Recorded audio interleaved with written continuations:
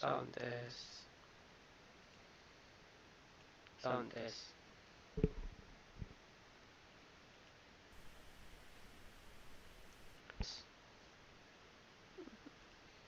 Mukhang wala.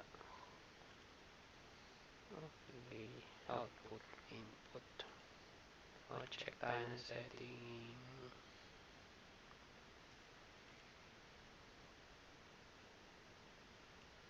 Tab audio. Properties. Speaker USB. Sound test. Sound test. Sound test.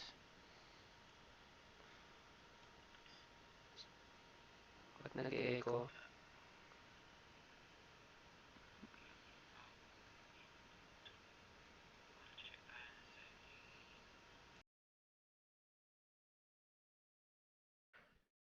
Mic.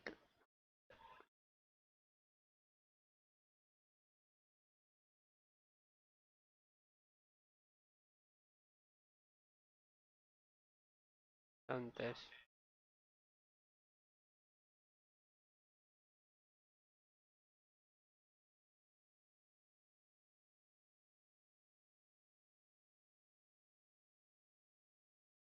Sound test.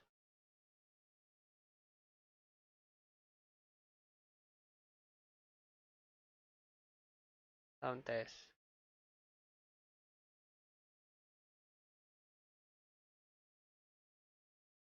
Sound test muna tayo ng ilang seconds. Check muna tayo.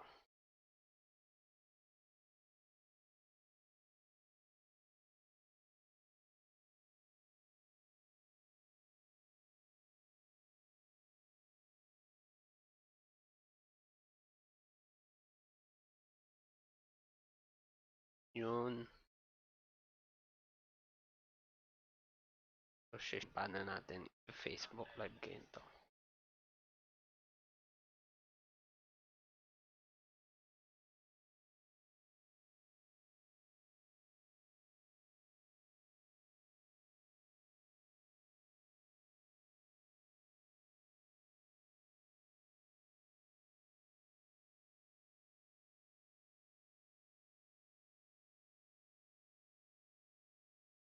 So, yun. Let's begin. Okay.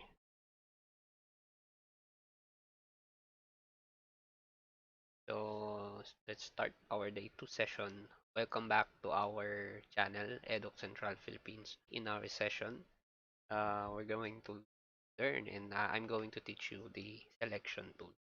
Yung video natin a while ago, deleted because the audio sounds not good.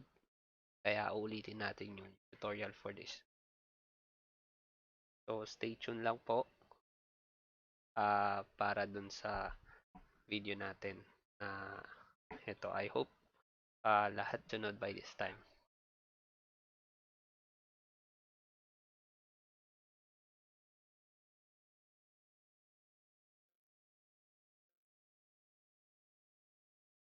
Okay.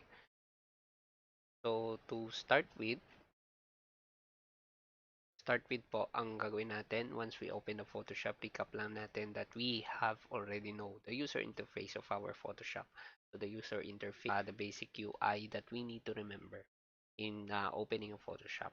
So, first thing that we need to do is that to check whether the user is in the essential setting. So, how to check that? Click Windows, Workspace, and Essentials. Or if not selected or parang merong mga kulang pa dun sa UI na hinahanap natin, what we need to do is to and then reset essentials. Okay. Once na kompleto na natin, i-close yung mga ibang bahagi ng ating Photoshop user interface like yung mga hindi natin masyadong gamitin. Okay? So this time, we're moving to the next lesson, how to use selection tools. Marami po tayong selection tools na tawag. Marami pong tools na papakita natin paano siya gamitin. Actually, sa selection tools, if you are a teacher, pwede mong magamit yung sa iba't ibang activities. So, kada isang tool, one activity for that. But under selection tools, there are many selection tools doing individual activities for every student. If you are a teacher and if you are a beginner na gusto mong i-test out yung paano paggamit ng mga bagay na or using the toolbox under selection tools, is ito yung activity that's gonna be teaching you how to use properly. Explain ko lang din, this is a session. So meaning to say, you have to listen very carefully para alam natin kung paano yung atake ng bawat selection tools natin. Although, marami tayong selection tool masterclass dun sa YouTube. It's direct to the point. It's much simpler, much better.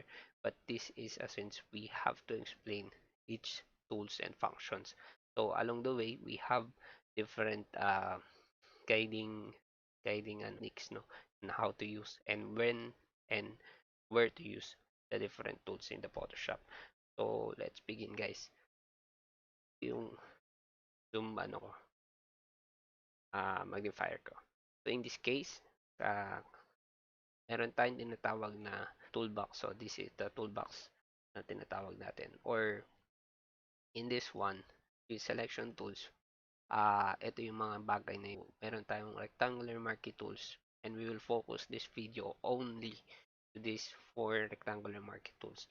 What can we do with the marquee tools? This is a selection tool. These are selection tools and each selection tools has a functionality. So, example, this is a move tool that serves as the cursor of the Photoshop. So, dito, once we have selected yung then the move tool, no, we need to know the function of the move tool. So, let's get started. Opening of an image. So, click natin yung file, click natin yung open, and then this is a disclaimer for every teachers. Students like a shortcut key in opening an image or dragging the image into the Photoshop inside the Photoshop. Dahil that's for that we need to teach the students on what are the different shortcut keys para dun sa optimization ng ating projects sa paggawa natin sa Photoshop or mga projects sa Photoshop. So in this case, I I will be selecting like images, no, images on my desktop, and then tayo ng image, guys. So dito, we can choose a specific format that we actually want. JPEG. So lahat ng JPEG format, they can be used. So dito, ang open ko is Lucas Benjamin. Already preset uh, abstract background. So later on, we will be using this kind of background. Or pwede din naman iba. But for the sake of this video and demonstration, we're using this abstract background. But you can choose your own background. So sana ako kumukuha ng mga background for free. And okay? Don't forget, yan, nasa YouTube channel po tayo ngayon na Educcentral PH. Ako pala yung nag-i-stream for now, but definitely different subjects and teachers that will be streaming along the way dito sa channel na to. So stay tuned for more exclusive videos na pwede namin i-share for each and every one, lalo na sa mga teachers. And most of all, thank you for the sponsors that supporting this channel, EHM Dental Clinic, St. Mark, Technical Vocational Institute, and of course, Educcentral Organization. These are organization of teachers that's providing free education that's supporting UNESCO 2015 free learning. Oh, okay? Going back. Pwede tayong guys, pwede tayong mag-download, no, ng mga images for free, hindi sa Google Images. Okay? The proper, no, proper place or web address where we can download. There are many web address. Pwedeng sa akin.com. Okay? Pwede kayong gumawa ng account, submit a photo, and then you can download the photo directly sa unsplash.credit yung sinong mga pwede nating i-credit for this. So like for example, another photo na pwede kong i-download or looking for yung background, no? Cartoon background. Cartoon background. Yan. So, we have different cartoon background that we can select. Yan, pwede tayo dito sa unsplash.com. May mga illustration talaga tayo na background but more on picture or photographs that they are using here. So basically, if you want to have a solid background for the projects that you are doing, select ito. So for me, ito, graffiti, no? This will be wonderful. Pwede yan, i-download ko and then to. Click lang download icon. Okay, and directly mapupunta na siya dun sa inyong computers. So, next is to locate the downloaded photo.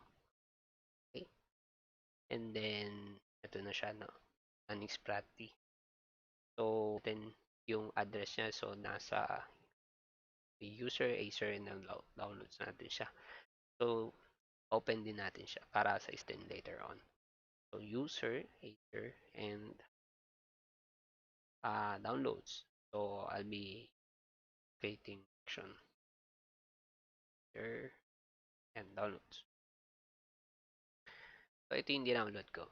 So, yung image ko, ito na palawanag nung unang or yung day 1 natin sa organizing workspace, how to check size of the image. So, the size of the existing image, how to check it, just simply go to image and then click natin yung canvas size or image size. Alin man dyan, it will be the same kung ano ba yung canvas size saka image size. First of all, image size.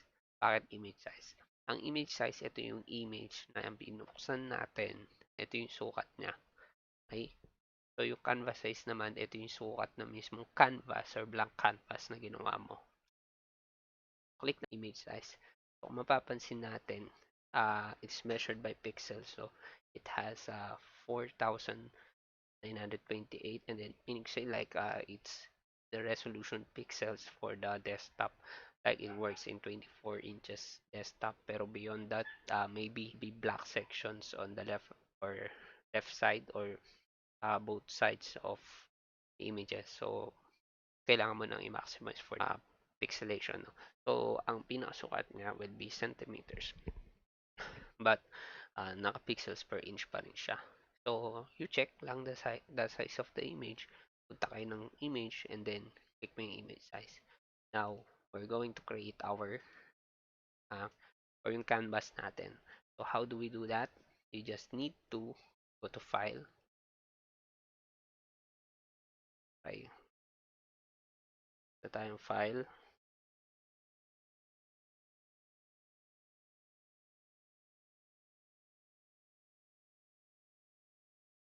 Wait lang mag-Facebook live lang po ako.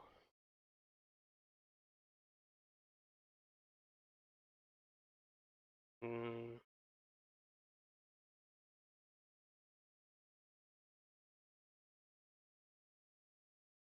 Gada ako ng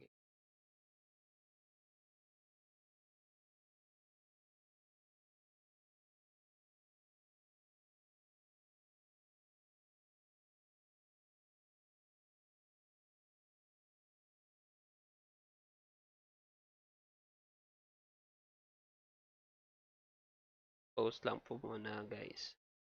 So,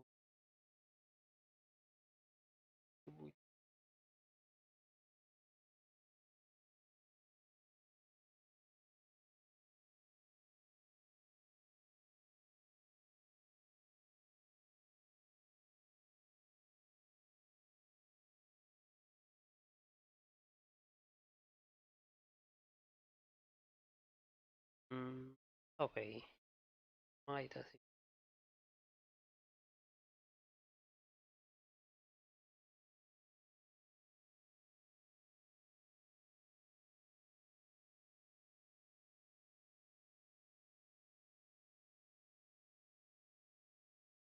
okay makita. So, type paano convert kung paano. Anyway, going back sa third. Alam ko na kung paano simultaneous, no, sa YouTube. Same time dun sa YouTube tsaka Facebook. So anyway, going back. Mag-open tayo ng canvas. So, canvas, ito po. Let's create new canvas. And then, dun yung canvas natin, we have to select, and select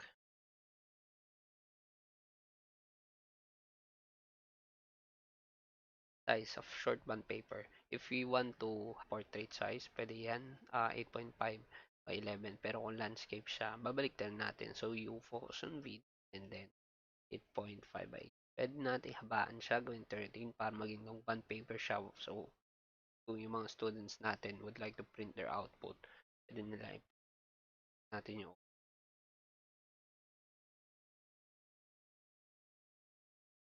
okay. So,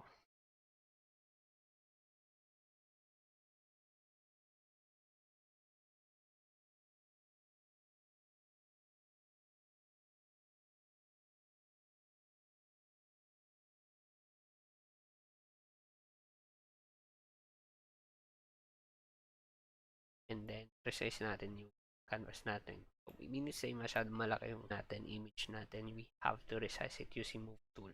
I'm using move tool po. Move tool lang po yan. So, yung transformation control natin, kailangan po,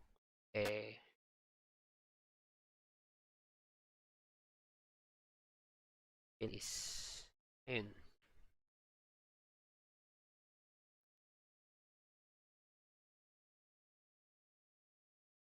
yan, connected pa rin siya. Putol po tayo, no? So, putol lang ng konti.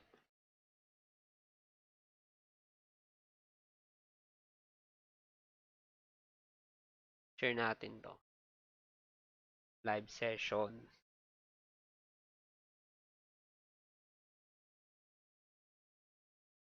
Basic. Share ko lang po guys. Lang to. Masterclass. Natin selection tool.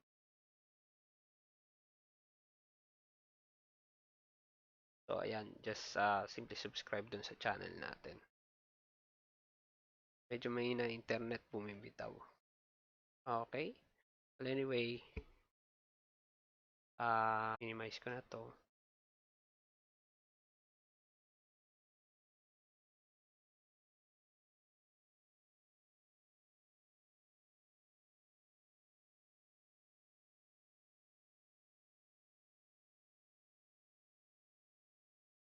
So, click ko muna enter. Masyado malaki yung image. Meaning kasi pag ganyan, masyado malaki yung image. So, you have to zoom out yung position nyo. And then, you have to resize na lang using move. Kailangan na zoom out talaga siya for you to be able to you minimize the actual photo into your canvas. So, yan. Zoom ko na. And then, press ko lang yung enter, guys.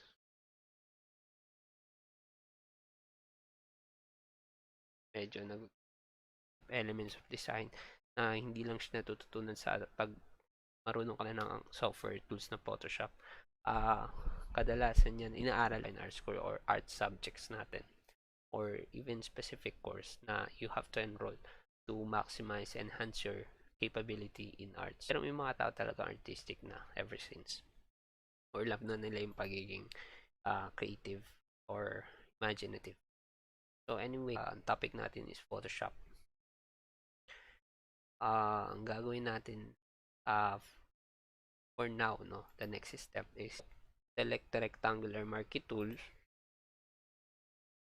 Okay, and then yung rectangular marquee tool, explain ko lang po. We have rectangular, elliptical, we have single row, single column marquee tool. These are all selection tools, but they have different shapes. That's gonna be different in terms of functionality. Nasa sa inyo po yun, paano nyo gagamitin. So, this is the important part. Meron tayong options bar na we have already discussed day 1 of our session. Ano ba yung options under marquee tool? So, ito yung importante. So, sa rectangular marquee tool, so we have itong new selection.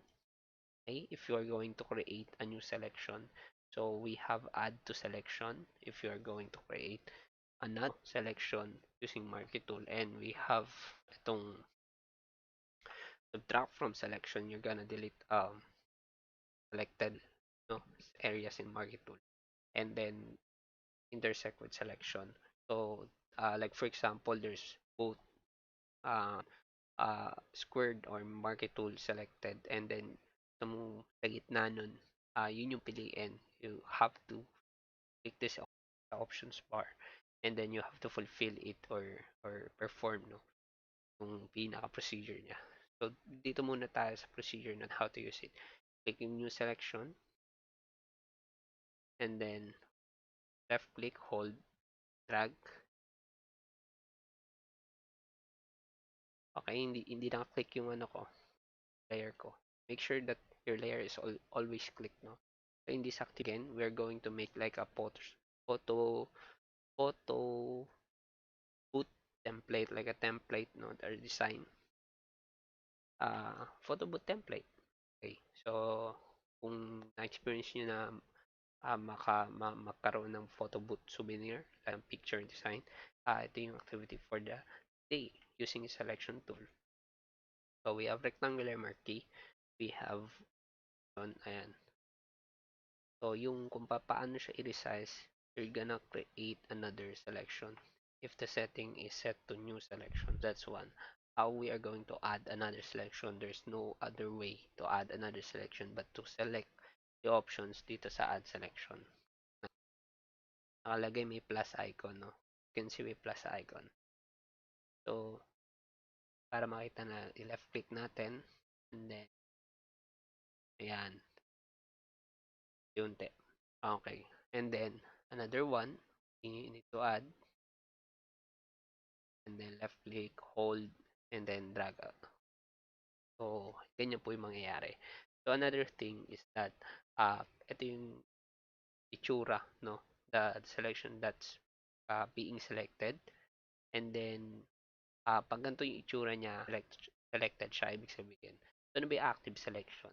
Meaning to say, ito yung selected areas ng photo manipulate.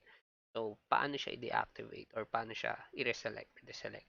Ito yung pinaka-importante. If you are really sure already dun sa part na sineselect mo, kailangan hindi ka masyado magpipindot sa keyboard.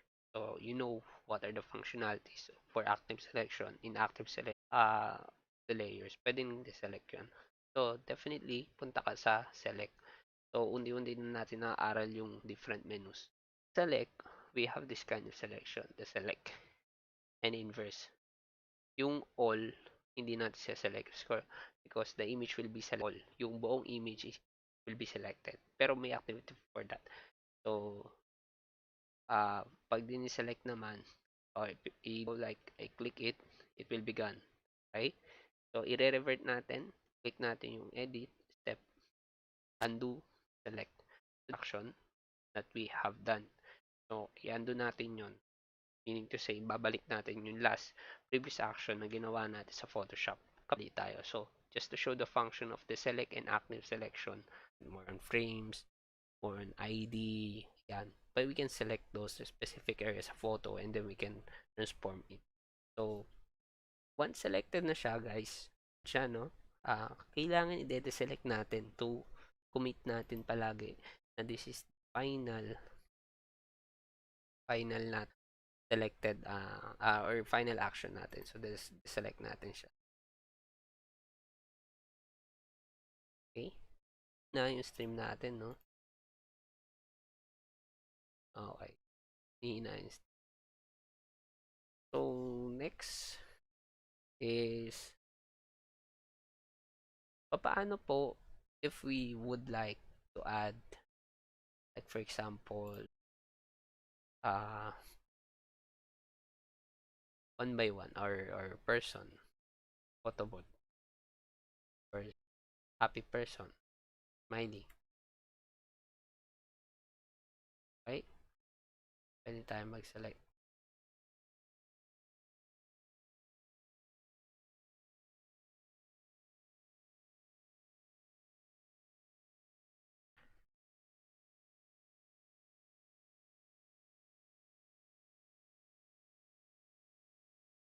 Okay. So, hanap tayo. Ito. Let's download this one. Tapos, ito this one. Tsaka, tingin. One. One sun. Ayan. Mm, okay. Wait natin. Medyo mabagal yung internet activity natin for now. Super bagal, so we don't know why. Nagloloko yung internet. Use internet now.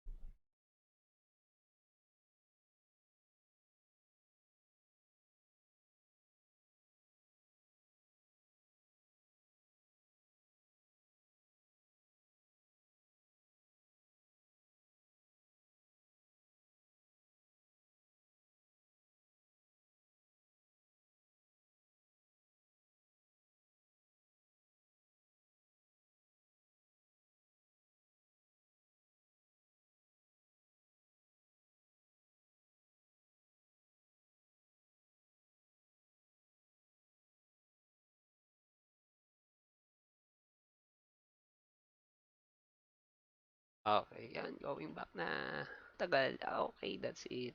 So, thank God, bumalik na si internet. Okay. So, do, what we're gonna do is check loaded images natin. So, 1, 2, 3, 4. Hindi natin dito for the activity day 2. Day, para may kayo. So, day 2 session. ES session. And so, lahat po ng nag-register na actually download lahat ng mga resources na meron ako.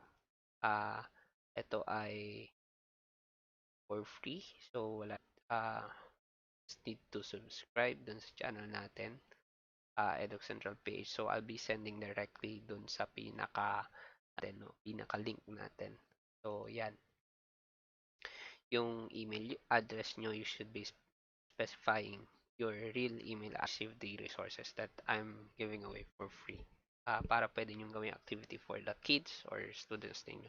And also for the students that are learning like independently, you can follow it para meron kayong guide sa pagkaturo siya. Most especially sa multimedia uh, kids na learning Photoshop. So anyway, going back. Dito na tayo sa ano natin, no? Sa photo booth template. Malapit na rin to, no? So, paano ngayon tayo as you can see, no? Meron akong clinic dito sa right mo side natin, sa layers panel, yung background, no? So, how to remove the background niya? How am I going to remove it?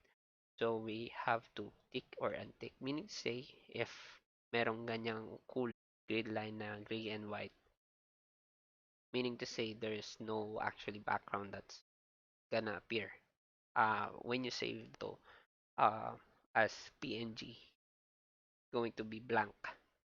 Okay, and if you are blank, so meaning template, no? or a photo template, photo frame template, um, if you're going to save it as background, it can be utilized. The images is the may puti pa rin, so it has already a white background. So if we're not using it uh, as white, and if we are going to just to insert no existing images in uh, our photo booth template or even sa picture dito yan. Okay, so like for example, mag-open po ako ng mga images. Open ko muna isa-isa. Doon tayo sa day 2 sa desktop ko, no? Punta ako dun sa test sessions. Open ko muna to. So, siya dito. Ang gagawin ko, drag out ko siya and then drag over ko siya papasok. Okay? close ko siya. And then, yan.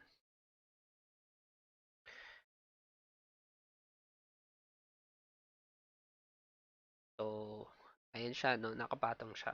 Ito yung sa layer management na sinasabi natin. Sa layer, okay? Sa layer natin, guys. Okay.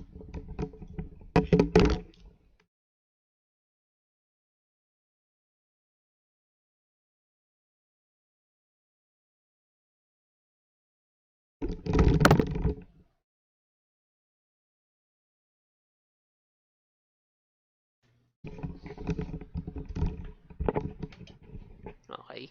Ah, back.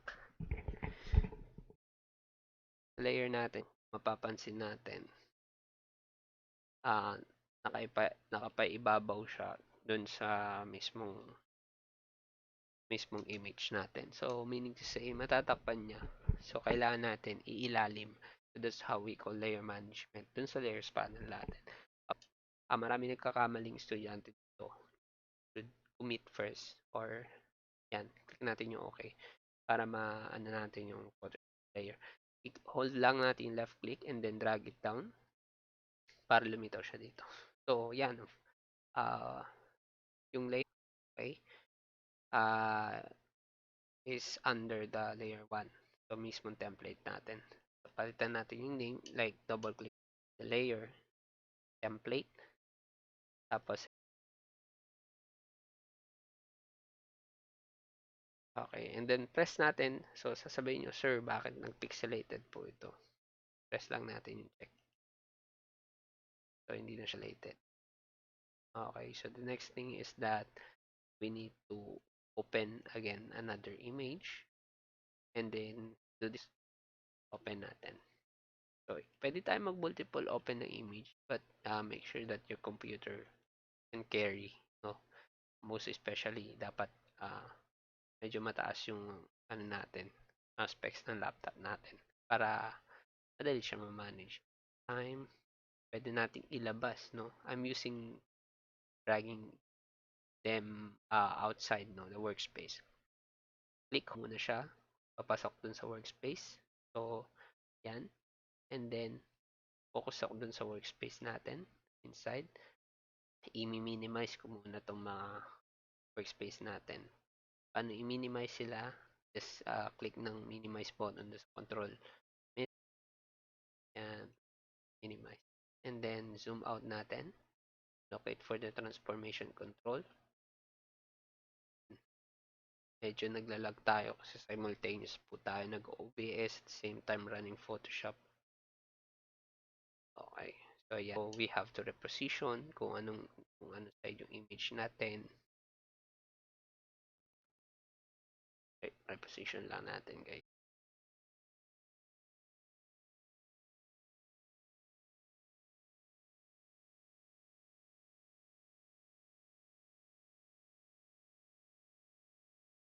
Yan. So,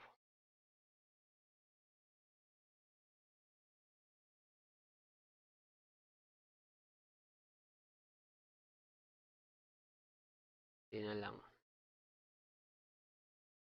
Actually, ang bagal ng Photoshop natin for now. Dahil, we're running multiplication. May OBS tayo.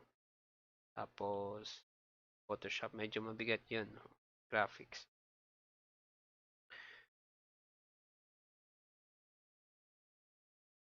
Okay. And then, press natin yung button. And then, i-reposition natin. Ibaba natin siya under the template. So, yun yung next.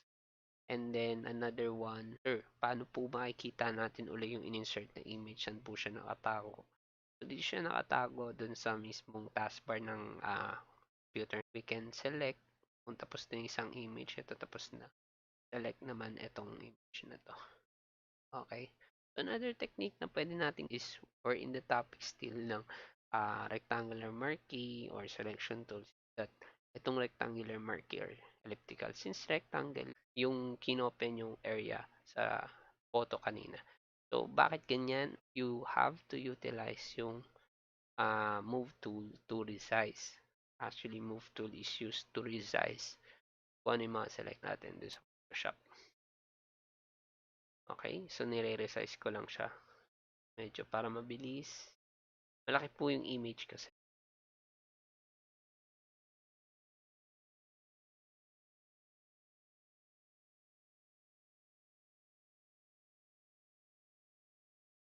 Yes. And Sentry Ramos. Sige, thank you, thank you. Ayan. So, I hope na makatulong tong simple learning ng Photoshop natin. Selection tools pa lang tayo, pa po tayo sa iba. I hope, ayun po, stay tuned lang po tayo dito sa learning. Gabi na ako nakapag session dahil medyo mabanat a while ago. And then, nag-session naman ako pero yung sounds naman hindi masyadong buo. So, this time, I hope na okay na po yung connection natin para maintindihan yung lessons natin. Medyo low-key lang po tayo sa boss natin dahil gabi na. Kung medyo inaantok kayo, no, pwede kayo mag-popcorn, kumain habang ginagawa niya to since you're currently listening naman. Yun nyo na lang to after you receive the resources. At meron kayong activity para sa mga bata. Okay. So, binabasa ko po yung mga comment ninyo, guys, habang naka-live tayo. Habang inintay ko din yung Photoshop na gumana. Sobrang bagal.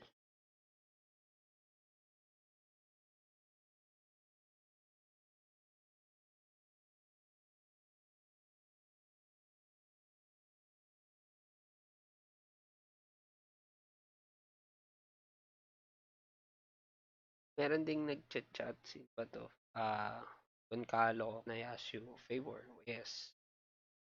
Okay, just comment down below, sir, kung ano po ba yun. Request, no? How we're going to help you learn Photoshop basic.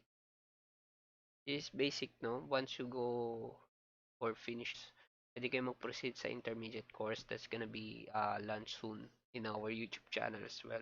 Virtual training lang po, and we have really tie industry at the same time certification programs that's gonna be useful for your professional development. But work din naman. Okay, so ayan po ang ginawa natin tatlong image nilagay na natin dito sa ating photo template for that, no. So close na natin to. Close. The next step is yung last image natin. Okay, so since masyado siyang malaki, no, guys, masyado siyang malaki. And anyway, pwede natin gawin dyan is same function. Image yung transfer natin. You just need to focus or select the move tool again. And then, click the image, drag it over the workspace. So, drag it lang. Drag it in lang sa workspace natin. And then, afterwards, i-roll natin siya. Using the move tool lang po yan Wala po tayong ibang tool na ginagamit.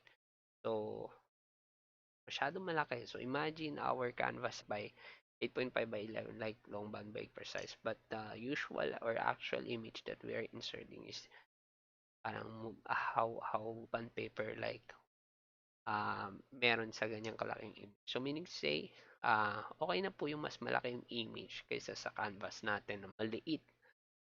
The other way around, kapag mas maliit naman yung image, it will be pixelated kapag in-insert natin sa canvas na natin na napakalo. Baseline, ano ba yung piniprint or magiging basis ng print or output ng ating canvas? It's the canvas size itself. So, dapat ang size ng image natin malaki. Rather, mas malaki lagi siya sa canvas size natin. So, make sure of that. Okay? So, click natin doon. I-hold natin, drag natin, guys. Para ma-reposition natin.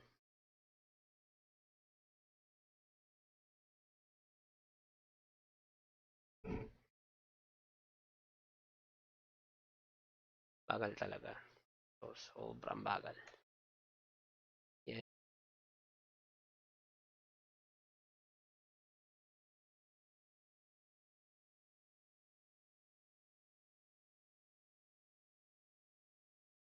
Okay. Medyo mas mabagal siya, ano? Oh, because of the OBS. Yes. Yan. Mabagal yung application natin in general. But soon we're going to open parang lesser application. Pero I'm currently using Adobe Photoshop CS6. Pero naglalag pa rin siya because of the OB.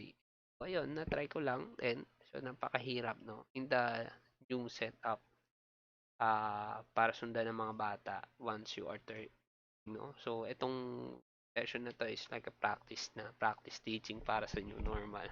Anyway, so yun, click natin and reposition na natin siya and then click natin under the template. Yan. So, activity natin para pwede natin bigay sa mga bata paano gumawa ng isang template using the Marquee Tool photo booth template or parang photo collage using Marquee Tool, no? Uh, at least nagamit nila yung Move Tool and the Marquee Tool. How about sir yung Elliptical Marquee Tool? Paano din yan? Okay, like I said, we can demonstrate but it has the same function. So, I don't need to demonstrate. They can actually get uh, or try this elliptical marquee tool. So, like for example, try natin. Sige guys. Ito. And then, another canvas. Create tayo. Like, pixels natin na 500 pixels by 500. Kuha tayo dito ng elliptical marquee tool. Tapos, ayan. Ang procedure naman is like a pattern, no? Control D. Ngayon, pwede tayong like for example, may mga bata nahirap gumawa full circle, no? For example, yan, gumawa ako ng vertical marker tool but cannot definitely create a full circle unless I check height. Unfortunately, it's really hard to create one. So, the shortcut key or technique for this is that you need to press shift, okay, shift key. So, once you hold the shift, you maintain the position or yung pinaka niya naka-lock to make it proportion. Okay? So, click lang natin 'yan and then control C sa keyboard and go to your next canvas and then move to new move tool and then control V. So, for you to paste yung mismo ginawa mong gusto mo maging pattern. A resize using the transformation control. Then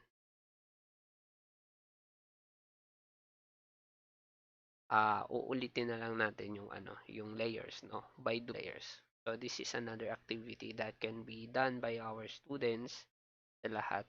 So dalawang activity na siya. Okay. So ayan yung mga technique na pwede kong i-share para sa mga teachers natin diyan na nagtuturo ng Photoshop.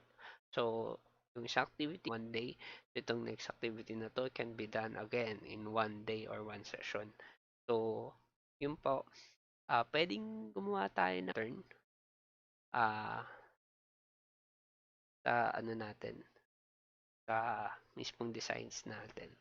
So, etong kadalasan, circle pattern, etc. Okay. And then, nasa creativity na natin kung paano natin ipapaano sa mga bata natin, no? Ituturo, no? Kung paano i-improve yung creativity nila, kung pwede na ba itong ginagawa nila. Yan. Afterwards, click the check button, and if you want to duplicate the layer, just simply right click, okay, and then duplicate layer. And then, malagay siya, duplicate layer 1. So, pwede natin i-rename as layer 2. And then like arrow keys, we can still move the layers like arrow keys. Yan. You can do it like that. So, click natin 1 and 2. Okay. 1. Left click ko yung layer 1. Tapos, i-hold ko naman yung shift key. While holding shift key, keyboard, no? Sinelect ko naman yung layer 2. Layers are selected. So what I'm going to do is to duplicate those two layers. To propagate it, simply press Alt key, hold Alt key. So, take mouse cursor. So, madodoble siya, no? Meaning to say, you're gonna copy the image. Okay. So, left click natin, click, and then drag it over. Okay? So, ganun din. Ay, dala-dalawa lang muna.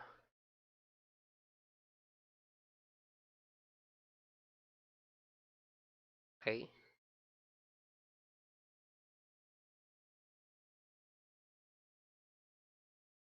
So, up. Nagkamali tayo doon, ha?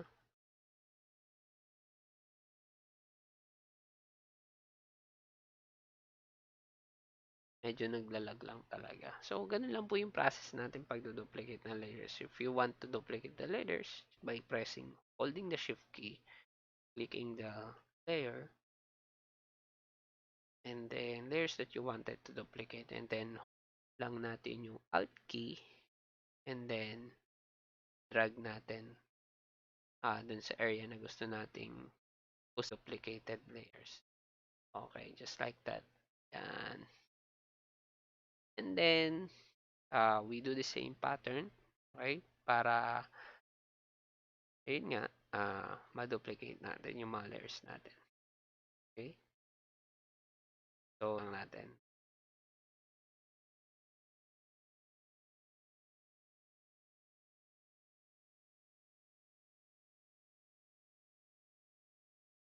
Okay, so dito sa example natin, medyo madami tsaka mabigat talaga yung content. So, ayun po, at long as napakita ko yung mismong how to we are going to use the elliptical tool para dun sa isang topic sa atin, pwede natin ibigay. So, you can do more creative way on how to use elliptical tool. So, next is the single row marquee tool. Ito masyadong hindi magamit sa lower version or smaller version ng Photoshop. Pati itong single column marquee key. Okay. So, once we're done, we can save this the one. But for me, I'm not gonna save it. It's up to you kung paano natin i-save. But you can actually see this. Okay, sige, save na natin sa sessions natin for today. So, activity 1. Yan po yung Photoshop copy natin. And then, number 2 is activity 2. I'm gonna finish this one para we have like a pattern using pattern like photoshopping. Mamaya po. Okay. As long as you with the channel, and then we are gonna send you the official activity sets, no, like a folder. We are going to share as a folder for those who are going to subscribe at the same time yung mga nag-register. So far for now, we have 24 actually registered email address more on DepEd employees. So thank you very much for subscribing and tuning in dito sa aming tutorial. So next is guys, papaano po ba sir ginagawa or ginagamit natin yung tinatawag na marquee tool? Single row marquee tool naman po, ginagamit natin yan to select a specific area lang po or mismo specific, yan, specific line, no? Single area or specific line that we can use. O paano naman natin gagamitin as a tool? So, kung na-select ko na yung single line na yan, what will happen next? So this is gonna be the another thing, no, that we need. Pag ginagamit po kasi ang isang marquee tool, okay, for the information of those who are using Photoshop, pag ginagamit marquee tool, automatic selection tool, we can actually resize it using tinatawag nating uh, move tool, no. So this one is repositioning tool or single line marquee tool or the selected area ng marquee tool. But if we're going to use it properly, pwede nating i-resize, no? We can resize actually the selected areas by using the transformation control tool. So, kung gusto natin, yan, clinic ko na po yung move tool and then uh, I have the selected and yung areas, no? Yung areas na na pwede nating i-stretch out for that single marquee tool is minove up ko or even bamahin yan. So, it will be like this kind of effect. Okay? So, titignan natin like that. Okay. Press natin or check mark. So, roll D ko lang po. Kapag tapos na tayo, we have to select uh, menu and then the select or simply shortcut key is to control D. Okay? So, ayan po yung magiging effect niya for horizontal marquee tool. Okay? Single row marquee tool. Single column marquee tool will be like vertical, no? So, like for example, from the start, dito ako magse-select. Okay. So, I'm just simply opening a background, no, image. I'm not gonna save it kasi matatamper yung mismong original image. Same functionality, I will be going to move yan. Tapos, sa move tool naman natin, I will be, yan, kita nyo, pag nasa move, meron po tayong anchor points na tinatawag sa transformation control. So, i-left click ko and then drag it on the left side while holding the left click. So, ganyan po yung magiging effect niya. So, ini-stretch out niya yung areas by holding and then magkakaroon ng ganyan parang effect, no? The dragging effect. So, press natin yung check button. So, we can actually see those kind of lights. So, kung pepekein po natin, basically, yung isang image, we can do single specific areas like, for example, cars, trains, planes, jets. Gamit po yung single marquee tool. Kagaya po nitong image na to. These are not legit images, but if there's a kind of job, like for example, kotse, no? Sa industriya ng motive, there's a car that needs to be fast blazing that you need to edit. Single marquee tool is the key. You can duplicate those things. Paano siya maging fast and blazing. But single marquee tool, definitely, if you know how to work. Like for example, the lights, or that can be definitely be utilized. So proper selection tool or use right tool for the right job. That's gonna make you easy. That's gonna make you easy for rendering the project. Or ayun po. So yun yung pinaka-diskarte natin dun kapag may projects tayo. Because kung ang ibang tools na hindi appropriate, matagal natin matatapos yung project natin. It will take very long time for us to finish the project. As much as I advise for everyone who's starting up with Photoshop, you need to learn the basics. Then when you proceed to intermediate level, it's at the same time, you can work in the industry, graphic or multimedia industry.